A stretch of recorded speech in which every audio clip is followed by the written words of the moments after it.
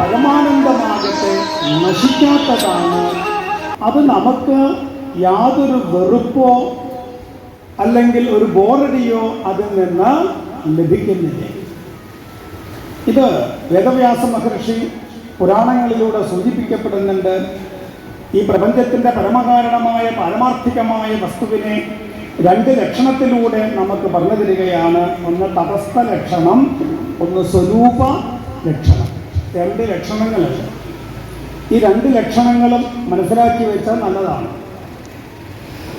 എന്താണ് സ്വരൂപ ലക്ഷണം, എന്താണ് തടസ്ഥ ലക്ഷണം? ഈ തടസ്ഥ ലക്ഷണം എന്ന് പറഞ്ഞു കഴിഞ്ഞാൽ ഈശ്വരനെ അല്ലെങ്കിൽ പ്രപഞ്ചത്തിൻ്റെ പരമകാരണമായ വസ്തുവിനെ അതിൻ്റെ രൂപമോ നാമമോ ഗുണമോ ക്രിയയോ ഒന്നുമില്ലാത്തതായ ആ പാരമാർത്ഥികമായ വസ്തുവിനെ നേരിട്ട് അവതരിപ്പിക്കുന്നതിനെയാണ് സ്വരൂപ ലക്ഷണം എന്ന് പറയാം. ഇപ്പോൾ രൂപം, നാമം, ഗുണം ഇതൊക്കെ ഇല്ലാത്തതായ ചില വസ്തുതകൾ. ഇപ്പോൾ ഉദാഹരിച്ച് പറഞ്ഞു കഴിഞ്ഞാൽ അക്ഷരത്തിന് എന്താ രൂപം എന്നൊക്കെ ചോദിച്ചാൽ പ്രയാസമാണ്. പ്രേമം ഇതൊക്കെ കാണാൻ പറ്റുമോ എന്ന് ചോദിച്ചു കഴിഞ്ഞാൽ കാണാനൊന്നും പറ്റില്ല. പിന്നെ എന്താണ് അതിൻ്റെ രൂപം എന്താണ് എന്ന് ചോദിച്ചാൽ രൂപമില്ല, നിറമില്ല, ഒന്നുമില്ല. സത്യത്തിന് എന്താ രൂപം എന്ന് ചോദിച്ചാൽ പറയാൻ പറ്റുമോ? ഇല്ല. സത്യത്തിൻ്റെ നിറം എന്താണ് എന്ന് ചോദിച്ചാൽ എന്ത് പറയും? ഒന്നും പറയാൻ പറ്റില്ല. അപ്പം ഇത്തരത്തിലുള്ള വാക്കുകളെ കൊണ്ട് ഈശ്വരനെ സൂചിപ്പിക്കപ്പെടുമ്പോൾ അത് സ്വരൂപ ലക്ഷണമാണ്. സത്യം, പ്രേമം, അതുപോലെ തന്നെ അറിവ്, ഇതൊക്കെ തന്നെ ഈശ്വരനെ സൂചിപ്പിക്കപ്പെടുന്നതായ സ്വരൂപ ഭാവമാണ്. ഇനി തടസ്സ ലക്ഷണം, അത് നമുക്ക് ഈ പ്രപഞ്ചത്തിൻ്റെ പാരമാർത്ഥികമായ വസ്തുവിനെ അറിയാൻ സഹായിക്കുന്നതായ ചില മാധ്യമങ്ങളാണ്.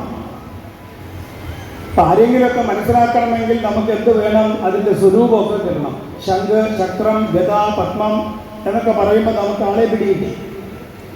ത്രിശൂലം, അതുപോലെ തന്നെ ജട, രുദ്രാക്ഷം ഇങ്ങനെയൊക്കെ പറയുമ്പോൾ നമുക്ക് ആളെ പിടികിട്ടി. ഇതൊക്കെ പറയുന്നത് കൊണ്ടാണല്ലോ പിടികിട്ടുന്നത്. ഇതില്ലെങ്കിലോ കൃത്യമായിട്ട് നമുക്ക് ആളെ പിടികിട്ടില്ല. അപ്പോൾ ചില മുദ്രകളെ കൊണ്ട് നമുക്ക് ചിലവരെ പരിചയപ്പെടുത്തി തരുന്നതായ രീതിയാണ് തടസ്ഥ ലക്ഷണം. ഇവിടെ ഭാഗവതത്തിൽ ആദ്യം തന്നെ സത്യം പരം ധീമഹി എന്ന് പറഞ്ഞ് പ്രപഞ്ചത്തിൻ്റെ പാരമാർത്ഥികമായ കാരണത്തെ നമുക്ക് എല്ലാവർക്കും വിചാരം ചെയ്യാം എന്നത് സ്വരൂപഭാവമാണ്. സ്വരൂപഭാവത്തെ സാധാരണക്കാർക്ക് മനസ്സിലാക്കാൻ പ്രയാസമായതുകൊണ്ട് അവിടുന്ന് അങ്ങോട്ട് തടസ്ഥ ലക്ഷണത്തോടുകൂടി ഈശ്വരനെ നമുക്ക് പരിചയപ്പെടുത്തി തന്ന ഭഗവാന്റെ ശിരസായ ഏകാദശ സ്കന്ധത്തെ വർണ്ണിക്കുമ്പോൾ വീണ്ടും ഈ സ്വരൂപ ലക്ഷണത്തിലേക്ക് എത്തുകയാണ്.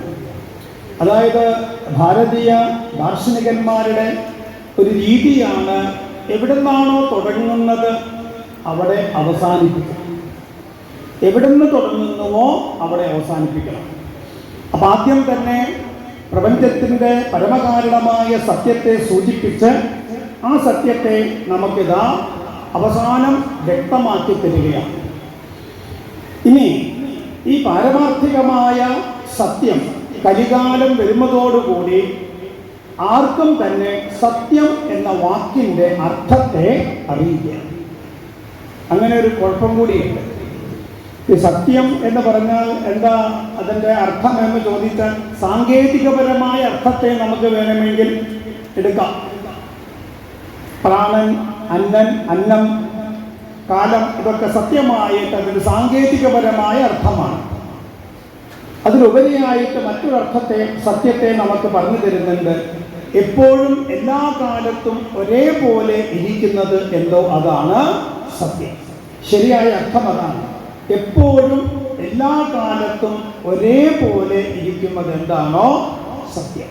ഈ സത്യം എന്ന വാക്കിൻ്റെ അർത്ഥത്തെ അറിയാത്തത് കൊണ്ടാണ്, അല്ലെങ്കിൽ അറിയാത്ത ആൾക്കാരെ നിരന്തരമായിട്ട് അതിനെ പ്രയോഗിച്ചു കൊണ്ടിരിക്കുന്നത്. നമുക്ക് മനസ്സിലാവണില്ല. ഇപ്പോൾ ഉദാഹരിച്ച് പറഞ്ഞാൽ, നിങ്ങൾ ഇവിടെ ഇരുന്ന് എൻ്റെ വാക്കുകൾ കേൾക്കുന്നുണ്ട് ഇല്ലേ? കേൾക്കുന്നുണ്ടോ? ചെവിക്ക് കുഴപ്പമൊക്കെ ഇല്ലെങ്കിൽ ഉറങ്ങാത്ത ആൾക്കാരൊക്കെ ഉണ്ടെങ്കിൽ കേൾക്കുന്നുണ്ട്. ഞാനിവിടെ ഇരുന്ന് പറയുന്നുണ്ട്, നിങ്ങളിവിടെ ഇരുന്ന് കേൾക്കുന്നുണ്ട്. ഇത് സത്യമാണോ? വേഗം പറയും. സത്യമാണ് അല്ലേ? കാരണം അവിടെയാണ് പ്രശ്നം വരുന്നത്.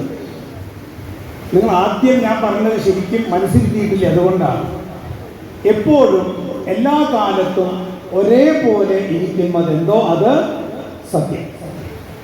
ഇത് സത്യമാണെന്ന് പറഞ്ഞു. ശരി, ഒരു 2:30-3 മണിക്ക് നിങ്ങൾ ഇങ്ങോട്ട് വരിക. ഉച്ചയ്ക്ക് ഊണൊക്കെ കഴിഞ്ഞിട്ട് ഇവിടെ വരുമ്പോൾ ചിലപ്പോൾ ഞാനിവിടെ ഉണ്ടാവില്ല. നിങ്ങളോ? ഞങ്ങളും ഉണ്ടാവില്ല. തിരിഞ്ഞു ഞങ്ങളും ഉണ്ടാവില്ല.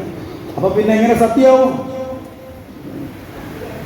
സത്യം എന്ന വാക്കിൻ്റെ അർത്ഥം എന്താണ്? പഠിച്ചിരിക്കുന്നത് നല്ലതാണ്. എല്ലാ കാലത്തും എപ്പോഴും ഒരേപോലെ ഇരിക്കണം.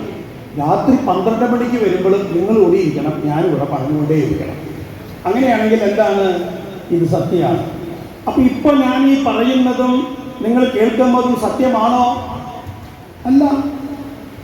പിന്നെ എന്താണ്? ഒരു ഭ്രമാത്മകമായ ഒരു ഗന്ധർവ നഗരം പോലെ ഒരു തോന്നലാണ്. ഇതല്ല സത്യം. അപ്പോൾ വേദാന്തികൾ ഈ കാണപ്പെടുന്ന പ്രപഞ്ചം സത്യമല്ല എന്ന് പറയുമ്പോൾ ചിലവർക്ക് പുച്ഛാണ്.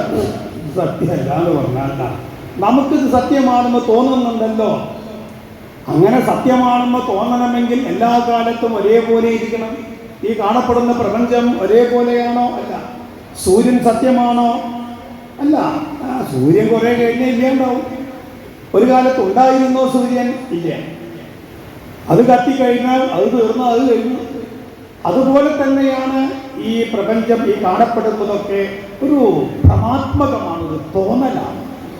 ഇതാണ് ഈ വേദാന്തികൾ പറയുന്നത്. പലപ്പോഴും നമുക്ക് മനസ്സിലാവാത്തതിന് കാരണം എന്താണെന്ന് ചോദിച്ചാൽ അതിൻ്റെ സാങ്കേതികപരമായ വിഷയത്തെ മനസ്സിലാക്കാത്തത് കൊണ്ടാണ്.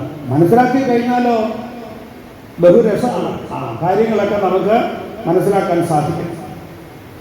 അപ്പം ഇവിടെ ഇന്നലെ ഉണ്ടാവാത്തത് ഇന്നുണ്ടാവുകയും ഇന്നലെ ഇല്ലാത്തത് ഇന്നുണ്ടാവുകയും നാളെ വളരുകയും മറ്റന്നാൾ അത് ജീർണിക്കുകയും അതിന് പിറ്റേ ദിവസം ഇല്ലാതെ കണ്ടാവുകയും ചെയ്യുന്ന എല്ലാ വസ്തുക്കളെയും മായ എന്ന് പറയും. എന്ന് പറഞ്ഞാൽ അസത്യം എന്ന് പറയും. ഇപ്പൊ ബോധ്യായില്ലേ? സത്യവും അസത്യവും എന്താണെന്ന് ബോധ്യായില്ലേ?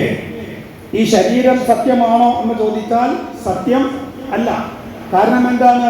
ഇത് ഇന്നലെ ഉണ്ടായിരുന്നില്ല, ഇന്നുണ്ടായി, നാളെ വളരും, മറ്റന്നാൾ ജീർണിക്കും, അതിന് പിറ്റേ ദിവസവും ഇല്ലാതെ കണ്ടാവും. പിറ്റേ ദിവസം ആവണമെന്നൊന്നുമില്ലേ തിരുമിനെ? എപ്പോൾ വേണമെങ്കിലും ഇല്ലാണ്ടാവാം. ശരീരത്തിൻ്റെ സ്ഥിതി അതാണ്.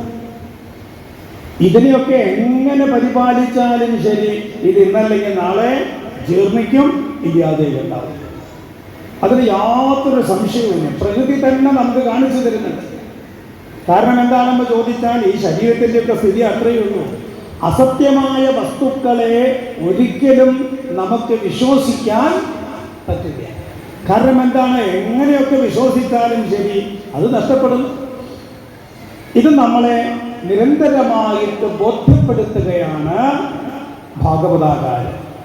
ഈ ശരീരത്തിൻ്റെ സ്ഥിതി വെറുതെ എങ്ങനെ ആലോചിച്ചാൽ മതി. കാലത്തും ഉച്ചയ്ക്കും അന്ത്യയ്ക്കും രാവിലും കാലം തൻ വെൺമഴു കയ്യലാതെ ആയുർദ്രമൂലത്തിലാഞ്ഞാനു വെട്ടുന്നുണ്ടായതു ഹൃസ്പന്ദ വേദ്യമാക്കും.